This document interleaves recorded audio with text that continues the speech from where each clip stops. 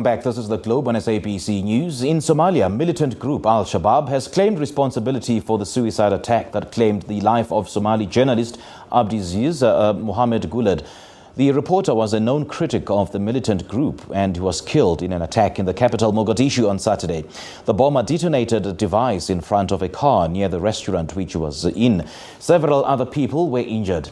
And to help us understand the challenges faced by the media in Somalia is Omar Faruk Osman. He's the Secretary General of the National Union of Somali Journalists, and he joins us now via Zoom from the capital in Mogadishu. Mr. Faruk, a very good evening to you. Thank you so much for joining us. Welcome to the Globe. Good evening to you. We know that Al-Shabab has now claimed responsibility for the death of this reporter. So what's your impression of the reasoning behind his killing? Well, thank you very much for having me this evening. And it's really very sad that we have just today buried our own colleague, Abdiaziz Mohamud Guled, Africa, because he was an independent-minded journalist who was very critical to Al-Shabab. And he has challenged them in a number of occasions. He prepared a lot of reports. And for him, he has had this kind of mentality of free and independent practice of journalism without being censored. And finally, he has paid the ultimate price, where he has lost his life. And this is a very sad moment that we are all facing today. And for us, it's a big loss for not only Somalia, but the journalism fraternity across the continent and all over the world, that we can lose just in a simple way for this brave and committed journalist. So do we know at this point whether, Abdiaziz Africa was engaged in any interaction of some sort with Al-Shabab before Al-Shabab took the decision to take his life? Well, he has been threatened several times, and it was not secret. And he has conducted several investigative reports about, what has been happening, what Shabab has been doing in the country. And he was a very vocal critic to Al-Shabab. So this is something that Al-Shabab has been, intending to carry out and to eliminate him for some time. And this is what they have unfortunately succeeded. What's the extent of, the threat to media freedom in Somalia? I mean, does the threat come from strictly Al-Shabab or other quarters as well, such as government? Well, the threat has come from different corners, from state and non-state actors, and like what has happened like last night, whereby Abdiaziz was assassinated, and the violent attacks, the arbitrary arrests, intimidation, censorship, all are coming from different actors, authorities and those who are armed militias, or groups like Al-Shabab, and this is a targeted killing of journalists from different forces who do not want to see an independent voice of journalists or journalists criticizing or digging deep to tell or uncover uncomfortable truth. Well, the Al-Shabaab military operations spokesperson said that the Mujahideen had been hunting Abdiaziz for quite a long time because he committed crimes against Islam and he was involved in the killing of Mujahideens. What do you know about this?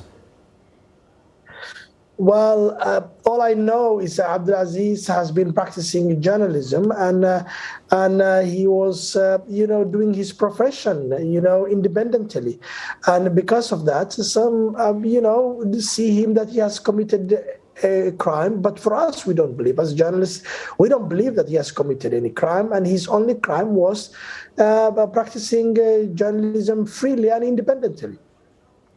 So do you think that the media will be deterred in carrying out their mandate without fear or favor with the latest development?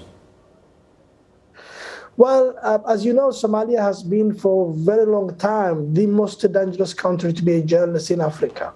And that has not been, something that is, new, and it has been happening for all these years.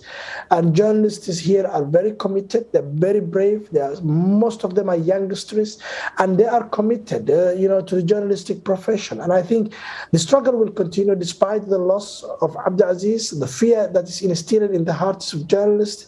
But still, we have committed journalists who need to tell the history. And are journalists protected in Somalia? I mean, does this protection come from the government? Is the government supporting journalists, as a profession in its entirety? Well, the government states that it's protecting and it is fulfilling its responsibility in terms of protecting journalists. But I can tell you, this is the second journalist murdered in Somalia, and we are battling a culture of impunity, of crimes committed against journalists, and the fight is on. And for journalists to keep on their profession, but then people are out for them, to eliminate them, to kill them or to put them in prison. So in terms of protection, I don't know. And I cannot tell you now because there is no protection whatsoever for journalists. And I suppose that responsibility falls squarely on the shoulders of the government, because according to the US-based Committee to Protect Journalists annual Global Impunity Index, which sort of spotlights countries where members of the press are singled out for killing and the perpetrators go free, Somalia remains the world's worst country for unsolved killings of journalists, because the data that has been coming forth, well, according to the report by the Somali Journalists Syndicate and its partner Somali Media Association, since February 2017, 12 journalists were killed in Somalia, 3 in 2017, 4 in 2018, 2 in 2019, 2 last year, and 1 in 2021. So what's your impression of how well or how seriously the government takes the issue of the killing of journalists first and foremost, and then the resolve or the justice being meted out, for those killed journalists? Well, it's all about, something that we get to fight every day. We are convinced that, the rampant culture of impunity is everywhere in the country. And the attacks on journalists is something that's very, very clear to us. What we have done as a union of journalists, the NUSOJ, is we went to court, we secured court order for the investigations of the crimes committed against journalists. The court has ordered 55 cases of journalist murder to be investigated, and the investigation is slowly moving, and that is problematic for us. It's part of the fight against impunity, and Somalia has really earned the notorious position of a worst place to be a journalist in the continent. All right, Mr. Osman, lovely chatting to you. Thank you so much for your time. Thank you very much for having me. All right, thank you. That was Omar Faruk Osman. He's the Secretary General of the National Union of Somali Journalists, and he joined us from the capital, Mogadishu.